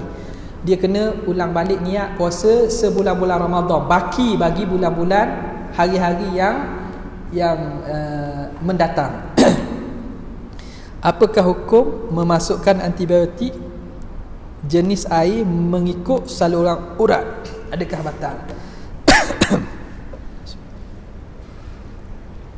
Ikut kaedah mazhab Syafi'i, masuk air ni tak batal. Ikut kaedah mazhab Syafi'i, masuk air ni tidak batal sebab dia masuk melalui bukan rongga terbuka, bukan ruang terbuka. Bukan ruang terbuka. Dia masuk bukan melalui ruang terbuka, maka tidak batal. Ada pandangan fatwa, saya tak tahu Malaysia mungkin kata batal tak kalau masuk air. Dia bagi dua situasi. Masuk air glukos dalam tu, ada yang kata batal. Tapi dari kaedah mazhab kita, kalau tengok dalam orang pernah tanya Syekh Ali Jumaah pun, dia kata tak batal. Sebab dia bukan melalui ruang terbuka. Walaupun kesannya ada. Dah apa kelebihan? Kelebihannya untung orang sakit. Untung orang sakit lah. Dah puasa dia kira sah. Nampak tak? Dia tak payah ganti lah. Ada hikmahnya di situ. Kita tengok dah kaya kenyang kan tu. Masalah dia bukan masuk melalui ruang terbuka. Bukan masuk melalui ruang terbuka. Dia masuk serat dalam badan gitu je. Nampak tak? Jadi ikut kaedah dalam mazhab kita tak batal lah. Tapi saya tak nafikan kalau ada orang jumpa fatwa yang mengatakan masuk air ataupun masuk air ataupun makanan melalui ini dia atau ubat-ubatan bukir batal, memang ada pandangan yang mengatakan batal. Tapi mengikut asas kaedah mazhab kita, dia tak batal. Sebab ia khilaf pada perkara membatalkan puasa itulah. Lagi ada soalan tak?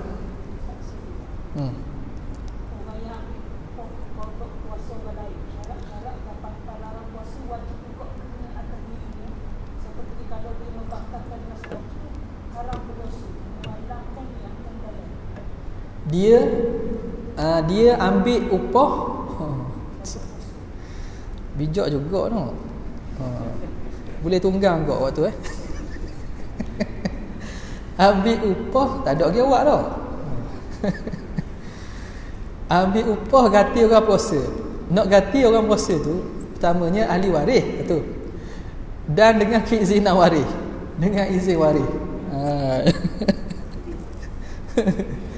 Kreatif juga sekarang cari je lubang boleh. Jadi dengan keizinan waris, dengan keizinan waris, maka kalau ikutnya di situ bolehlah. Dan dia kena jaga benda-benda yang membatalkan puasa. Tak? Benda-benda perkara yang membatalkan puasa, dia ganti puasa orang.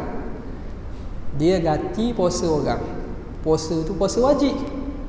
Tak? Puasa wajib. Maka dia kena buat sebagaimana dia puasa wajib ya. Buat sebagaimana dia puasa wajib. Tak boleh lah maknanya nak membatalkan dengan tanpa sengaja. Apa lagi? Jimat. Tapi jimat dah kena kafarah lah. Jimat dah kena kafarah sebab dia bukan puasa Ramadan. Menarik ya. Orang tanya tu bijak tu. Ya Datuk. Ya. Dialisis. Okay. Dialisis sebenarnya tidak batal. Kalau ikut dari segi mazhab kita, kaedah mazhab, dan fatwa pun, kata fatwa Negeri Terengganu pun kata tak batal. Jadi mungkin isu sikitlah kemarin, khutbah kemarin itu kata batal. Kenapa? Kerana dialisis ni prosesnya dia masuk dalam orak arteri dengan vena.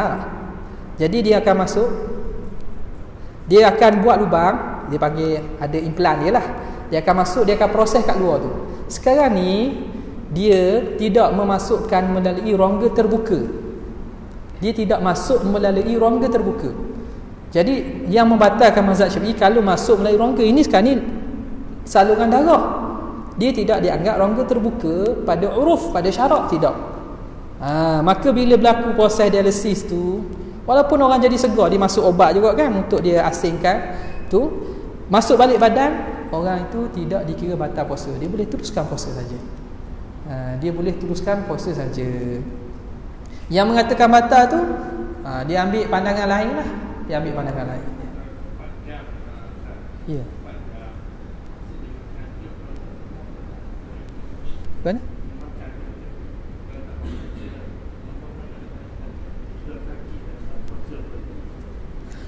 Dari segi tu ke 4 jam tu dia biasa orang makan tarik racun. Jadi makna mungkin dari segi realitinya, wakilnya orang tu terpaksa untuk makan. Maka yang menjadi batal ialah kerana makan. Ya, makna kalau sakit tak perlu puasa lah. Kalau dia perlu dari sini berapa kali tu? 3 kali seminggu. Tapi orang ini dia ada masa yang dia boleh puasa kan. Maknanya dia hari-hari biasa dia boleh puasa je kan. Hari dialisis tu kan. Hari dialisis tu lah dia terpaksa tu, maka dia boleh qada pada hari lain. Dia orang ni kena wajib qada. Fa'iddatun min ayyamin ukhra. Maka dia makan tu, kalau perlu kepada makan, memang dia mengambil tenaga yang perlu untuk dia kuatkan badan, dia kena makan, dibenarkan makan untuk tujuan sebab nak buat dialisis tadi. Tapi batalnya bukan sebab dialisis, batalnya kerana sebab makan, dan dibenarkan makan kerana sakit. Faham tak tu? Kena beza tu. Adakah dialisis membatalkan? Tak. Yang batalkan kalau benda berhajat kepada dia makan. Okay. Boleh tak? Ya, Ustaz. Orang nyanyuk ni dia anak beranak gila. Kenapa tak? Dia gila ni hilang terus akal. Nyanyuk ni kita tengok tahap nyanyuk ni macam mana. Tahap kenyanyukan dia macam mana. Kalau nyanyuk sekiranya hilang akal terus, tak hilang akal. Jangan ingat, kalau nyanyuk betul ni dia bila gila, ada satu lahzah daripada siang tu gila, dia gila satu lahzah akan jadi batal. Puasa tu jadi tak sah. Okey. Perlu dia qada tak? Contoh, kalau dia sihat pula lepas tu perlu lah. Nampak tak? Sebab dia mari sekejap tu lah. Jadi kalau dia memang gila tu penuh, gila penuh, maka apa nama ni, ataupun mula puasa tu hari tu dalam keadaan dia tidak wajib, dia bukan mukallaf dah, maka ketika itu tak perlulah, tak perlu qada. Kalau katakan diandaikan dia lepas dia gila, dia sedar balik masa dia gila tu, tempoh dia gila tu, sepanjang tempoh dia gila tu, dia tidak perlu qada balik. Tak perlu qada. Dia kira tak mukallaf masa tu. Dia kira tidak mukallaf. Lain dengan keadaan orang yang haid atau nifas, ataupun orang yang pengsan. Orang pengsan dia kena qada. Adapun orang gila dia tidak perlu qada. Jadi masalah nyanyuk ni bergantung. Kalau orang tua yang kita anggap dia boleh puasa, kita suruh puasa je lah. Suruh puasa je. Sebab ada orang nyanyuk sekejap. Ada yang mana kadang-kadang sihat, kadang-kadang tak. Maka masa waktu malam tu kita, kalau dia masih sedar, kita suruh dia puasa. Lepas tu siang esok tu dia nyanyuk semua, serah ke Tuhan lah. Tak ada, bukan luar kawalan kita dah tu.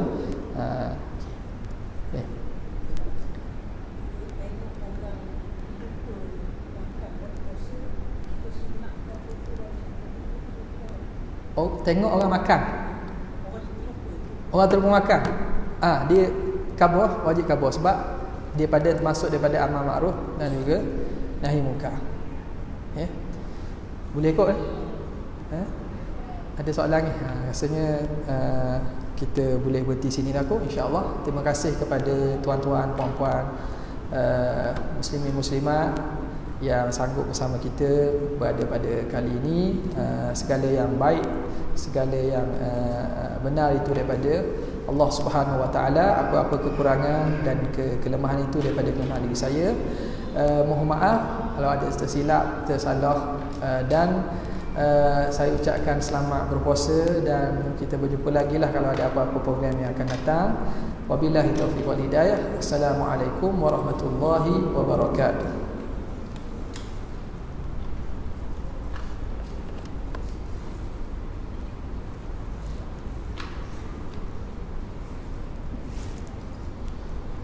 Waalaikumsalam warahmatullahi wabarakatuh. Juga terima kasih kepada Al-Fatih Ustaz Mahdi Muhammad